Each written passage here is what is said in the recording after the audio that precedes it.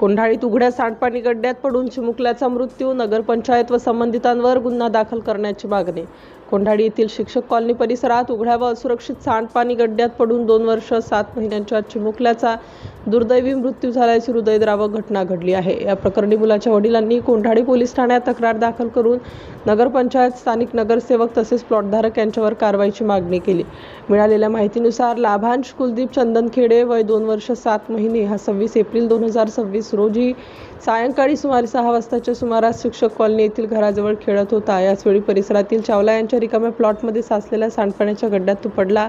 गड्ड्यात चिखल व घाण पाणी साचलेले असल्याने चिमुकल्याला बाहेर काढता आले नाही। स्थानिकांनी तातडीने मदत कार्य करून त्याला बाहेर काढलं, मात्र तोपर्यंत उशीर झाला होता। यानंतर या घटनेने संपूर्ण परिसरात शोककळा पसरली। नागरिकांमध्ये संतापाचे वातावरण आहे। मृत मुलाचे वडील कुलदीप वसंतराव चंदनखेडे हे पोलिसांकडे दिलेल्या तक्रारीत नमूद करण्यात आले आहे की सदर गड्डा मागील 3 महिन्यांपासून खोदलेल्या अवस्थेत होता। त्यामध्ये सांडपाणी, चिखल व घाणपाणी साचलेलं होतं।